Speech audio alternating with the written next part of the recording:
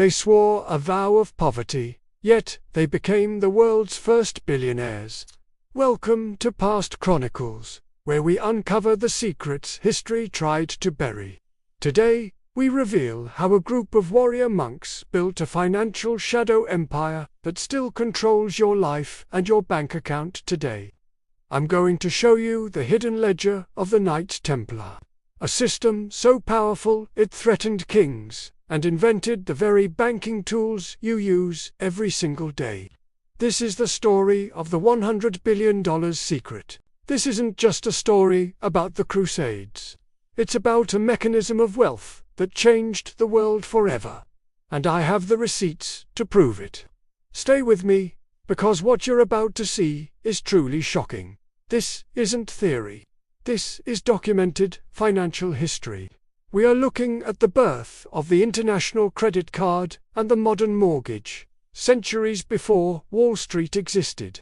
It is a system built on debt and absolute control. Let me show you how these monks went from beggars to the world's most powerful bankers. The mechanism they created is the exact foundation of our current global economy. Once you see the pattern, you can't unsee it. But to understand the scale of this empire, we have to look at what they were actually doing behind closed doors. What they don't want you to know is that your modern financial life is a Templar invention. Your bank account, your mortgage, and even your credit score are all descendants of a system designed by men in chainmail. It's a cycle of debt you can't escape, and it started with a simple promise of protection. Imagine a world where a small group of soldiers controlled the flow of gold across entire continents. That was the reality of the 12th century, and it's happening again right now. The players changed, but the game remained. There is a specific number hidden in the Vatican archives that reveals the true extent of their wealth. Keep that in mind, because we will return to it very soon. It is the key to the entire shadow empire. Right now, the same too-big-to-fail logic that protected the Templars is being used by modern central banks. The pattern is identical, and the stakes are just as high for your personal financial future. What makes this dangerous today is that the tools of control haven't changed, only the names. You are still playing a game where the house always wins. Let me show you the first stage of this collapse. But here's where it gets interesting.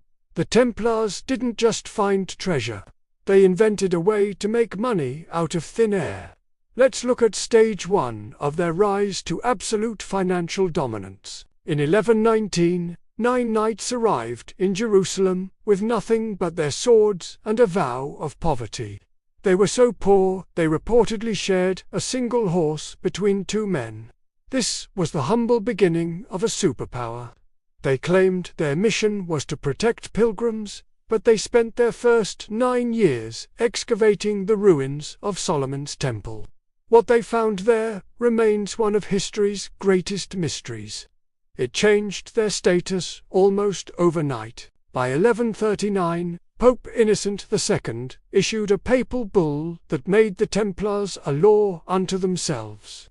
I've linked the source in the description. They were suddenly exempt from all taxes and answerable only to the Pope. According to Britannica, this legal immunity allowed them to move money across borders without any oversight. Think about that for a second. They became the world's first offshore bank, protected by the highest authority on the planet. This was the birth of Stage 2. With total legal protection, they began to accumulate land, castles, and massive amounts of gold. But their real genius wasn't in what they owned, but in how they moved it. They realized that carrying physical gold was a full sentence for pilgrims traveling through dangerous territories. To solve this, they created a revolutionary system of paper receipts. You could deposit gold in London and withdraw it later. You would receive a coded document that only another Templar could decipher. This was the world's first international credit card. You didn't need the gold. You only needed the Templars' promise that the gold existed somewhere else. This system allowed them to control the liquidity of entire nations. If you were a merchant, you needed their letters of credit to survive. If you were a king, you needed their infrastructure to fund your wars and expansion. The documents show that by the mid-12th century, the Templars owned over 9,000 manors across Europe. They were no longer just monks. They were the landlords of the Western world, and they were just getting started with you. Here's the first piece of evidence that their wealth was reaching critical mass. They began lending money to the very kings who had granted them power. This was the beginning of Stage 3, the debt trap. Now we enter Stage 3, where the Templars invented the modern mortgage. They would lend money to nobles who wanted to join the Crusades. In exchange, the nobles would pledge their lands as collateral for the massive loans. If the noble didn't return, or couldn't pay, the Templars kept the land. This allowed them to quietly seize the most valuable territory in Europe without ever firing a single shot. It was a hostile takeover of a continent. See the pattern. They weren't just soldiers. They were real estate moguls. They used debt to strip the elite of their power, while the ordinary people paid the price in taxes. Sound familiar? It certainly should to you. Same warning, same dismissal, same collapse.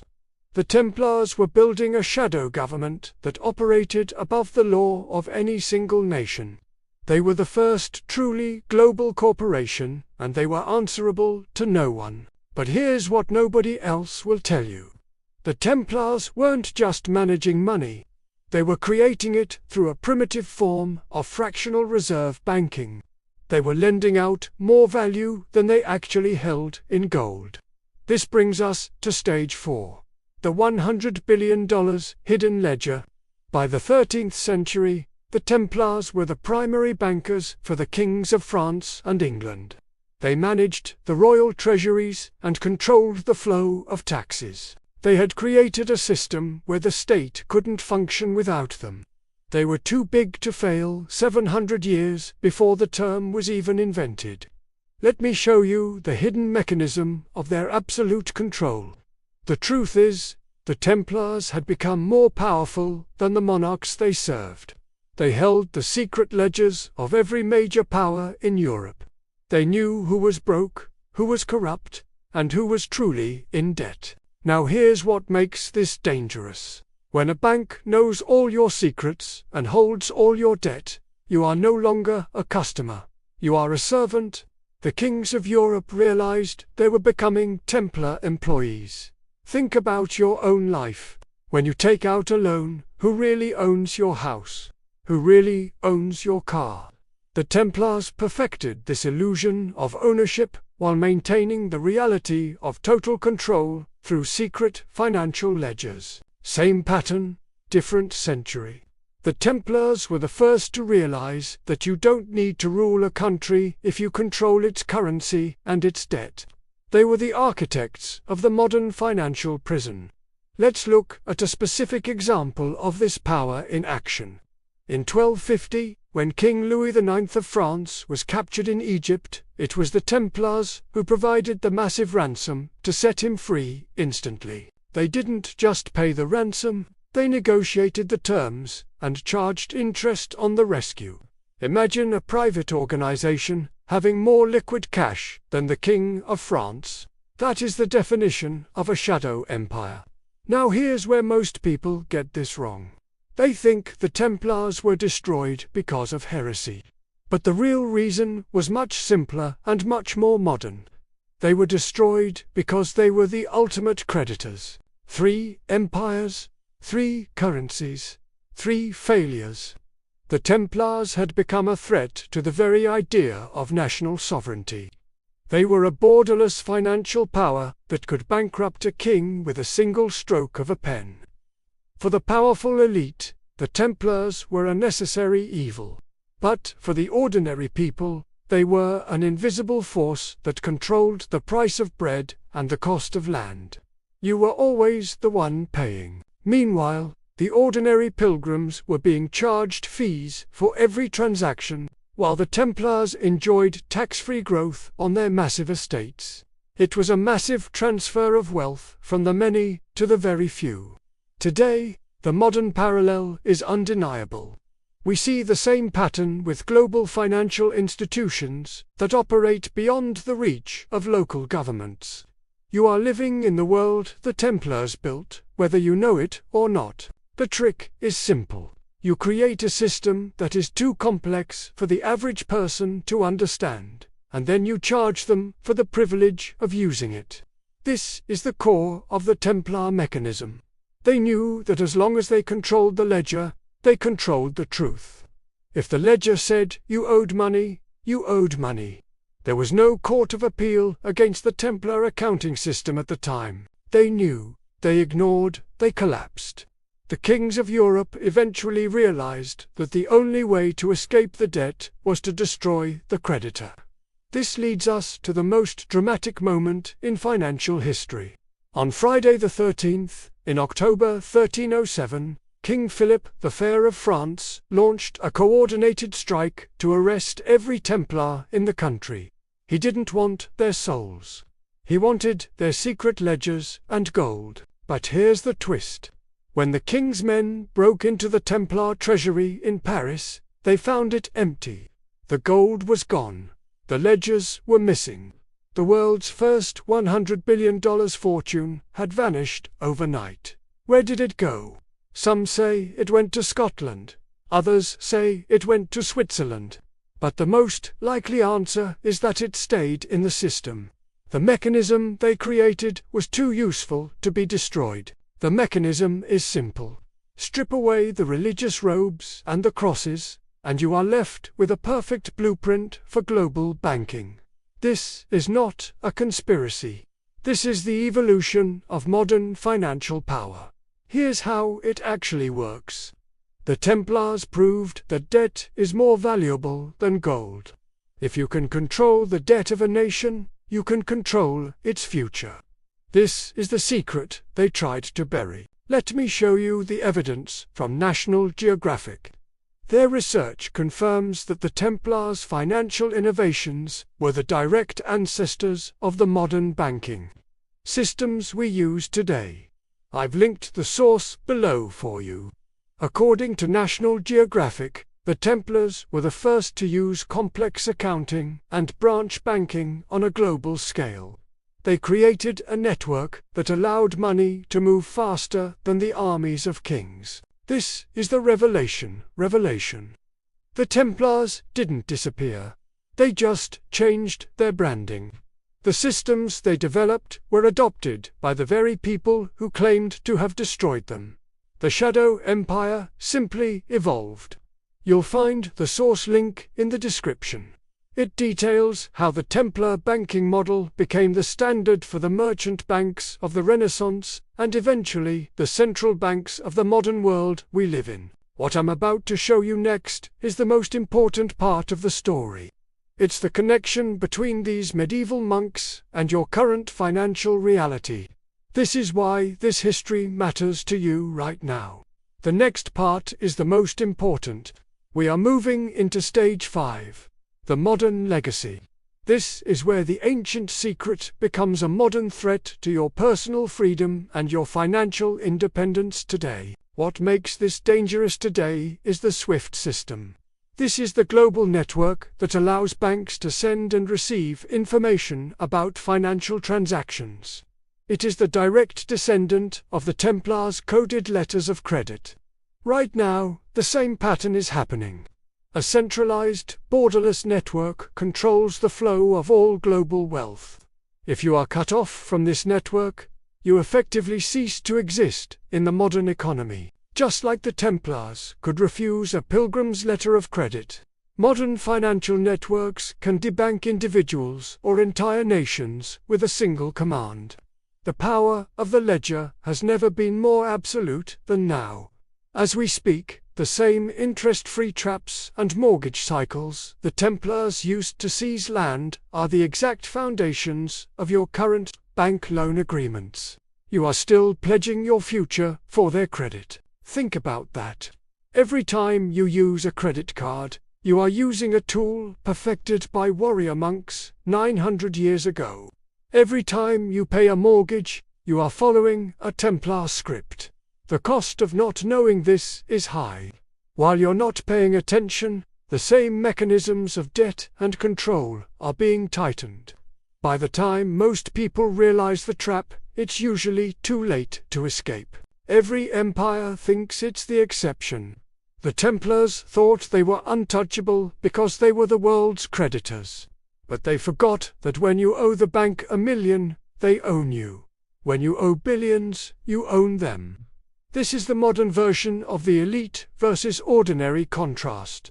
The global financial elite use the Templars' tools to move wealth across borders tax-free. While you are tracked and taxed on every single transaction you make, you are part of this system whether you like it or not. Your retirement fund, your savings, and your debt are all entries in a digital ledger that operates on the same principles as the Templars' hidden books. Knowledge is the only protection. Once you see the mechanism, you can start to protect yourself from the cycles of debt that have destroyed empires and individuals for nearly 1,000 years. It starts with awareness. So what should you take from this? First, understand that debt is not just a financial tool. It is a mechanism of control. It was designed to keep you productive and compliant within a larger system. Second, realize that the financial system is not a natural law. It is a human invention designed by people who wanted to consolidate power. It can be understood and it can be navigated if you know the rules. Third, build your own financial sovereignty. Don't rely entirely on a centralized ledger that can be turned off at any moment. Diversify your assets and understand the history of the tools you are using every day. History shows that the outcome is always the same. When the debt becomes too large, the system must either collapse or find a way to reset. We are currently approaching one of those critical reset points. The evidence is clear. The numbers don't lie. We are living in a period of unprecedented global debt. And the same patterns that destroyed the Templars and their royal debtors are reappearing in our modern headlines. This isn't prophecy. This is mathematics. Anyone with a calculator can see that the current levels of global debt are unsustainable. The math says a correction is inevitable, and it's happening faster than you think. All sources are linked in the description, including the Smithsonian's deep dive into how the Templars' fall was the first great financial reset. I encourage you to read them and see the evidence for yourself. Smithsonian Magazine details how the sudden removal of the Templars caused a massive economic shockwave that lasted for decades. It was the first too-big-to-fail collapse in human history, and it was devastating. Before I give you the final thought, ask yourself, are you the master of your finances, or are you just a line item in someone else's ledger? The answer to that question determines your future. If this opened your eyes to the hidden history of our world, subscribe, because our next video will reveal the secret trade routes that funded the rise of the first global corporations. You won't believe the connection. Who really benefits from the complexity of our modern banking system? I'd love to hear your thoughts in the comments below. Let's start a conversation about the secrets history tried to bury. Remember, the pattern is always there if you know where to look. Knowledge is the only thing they can't take from you. Until next time, this is Past Chronicles, uncovering the truths they hide. The secrets history tried to bury are often the ones that explain our present.